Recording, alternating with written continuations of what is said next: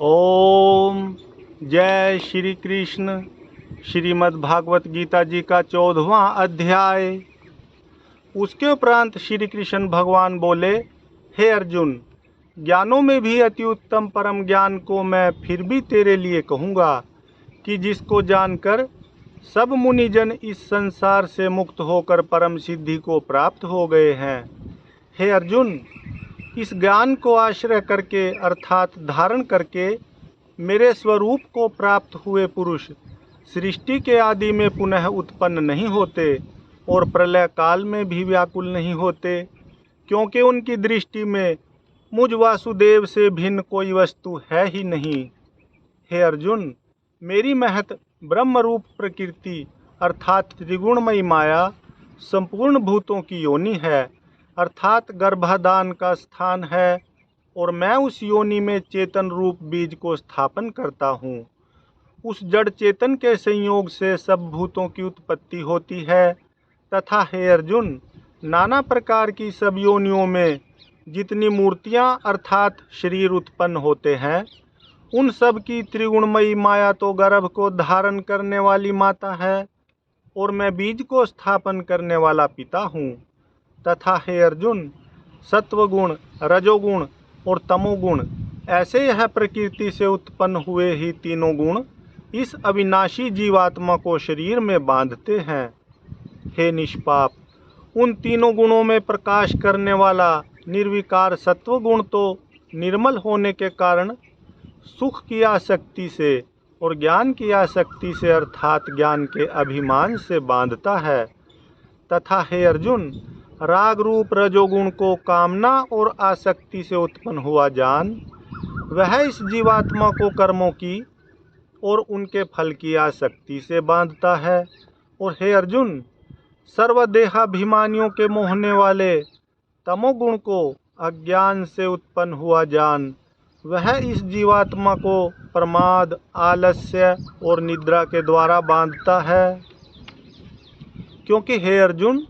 सत्वगुण सुख में लगाता है और रजोगुण कर्म में लगाता है तथा तमोगुण तो ज्ञान को आच्छादित करके अर्थात ढक के प्रमाद में भी लगाता है। और हे अर्जुन, रजोगुण और तमोगुण को दबाकर सत्वगुण होता है अर्थात बढ़ता है तथा रजोगुण और सत्वगुण को दबाकर तमोगुण बढ़ता है, वैसे ही तमोगुण और सत्वगुण को दबाकर रजोगुण बढ़ता है।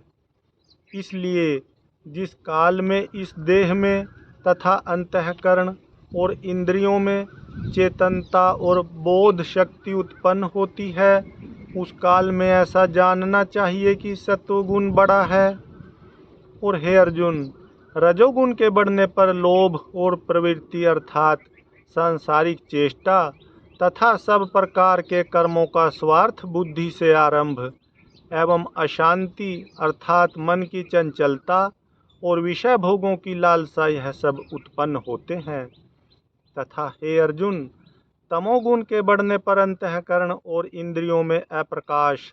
एवं कर्तव्य कर्मों में अप्रवृत्ति और प्रमाद अर्थात व्यर्थ चेष्टा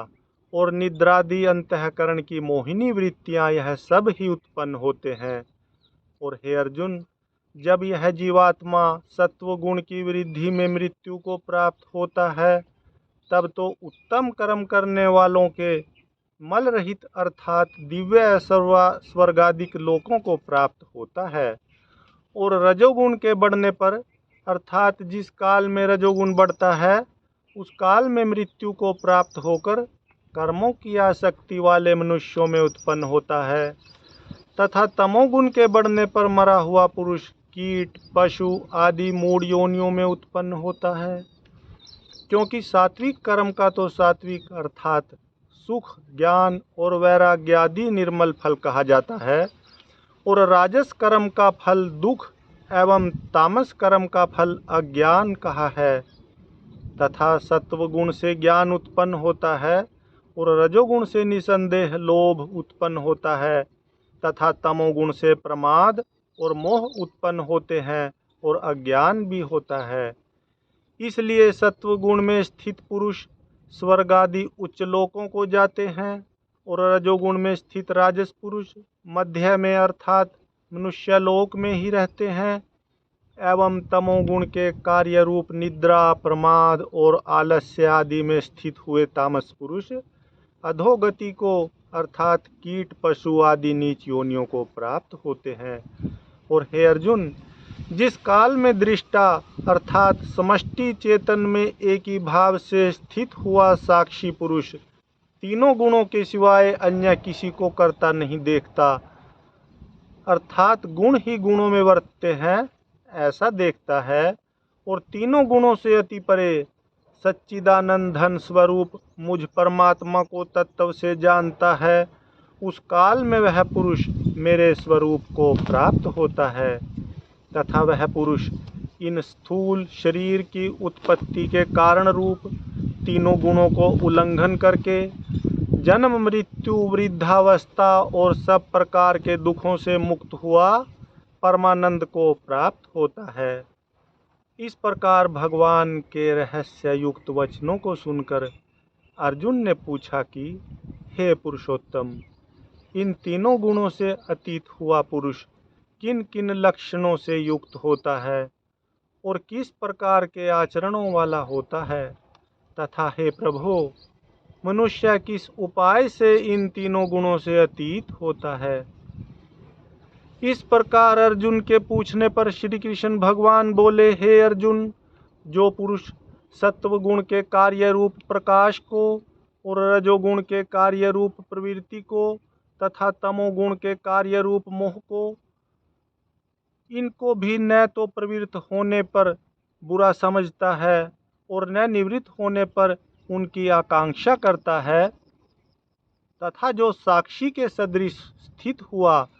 गुणों के द्वारा विचलित नहीं किया जा सकता और गुण ही गुणों में वर्तते हैं ऐसा समझता हुआ, जो सच्चिदानंद घन परमात्मा में एक ही भाव से स्थित रहता है एवं उस स्थिति से चलायमान नहीं होता, और जो निरंतर आत्म भाव में स्थित हुआ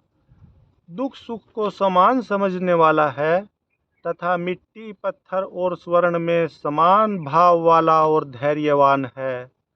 तथा जो प्रिय और अप्रिय को बराबर समझता है और अपनी निंदा स्तुति में भी समान भाव वाला है, तथा जो मान और अपमान में सम है एवं मित्र और वैरी के पक्ष में भी सम है, वह संपूर्ण आरंभों में कर्तापन के अभिमान से रहित हुआ पुरुष गुणातीत कहा जाता है। और जो पुरुष अव्यभिचारी भक्ति रूप योग के द्वारा मेरे को निरंतर भजता है, वह भी इन तीनों गुणों को अच्छी प्रकार उल्लंघन करके सच्चिदानंद घन ब्रह्म में एक ही भाव होने के लिए योग्य होता है। तथा हे अर्जुन, उस अविनाशी पर ब्रह्म का और अमृत का तथा नित्य धर्म का और अखंड एक रस आनंद का मैं ही आश्रय हूँ, अर्थात उपरोक्त ब्रह्म, अमृत, अव्यय और शाश्वत धर्म तथा एकांतिक सुख, यह सब मेरे ही नाम हैं, इसलिए इनका मैं परम आश्रय हूँ। हरि ओम तत्सत। हरि ओम तत्सत। हरि ओम तत्सत।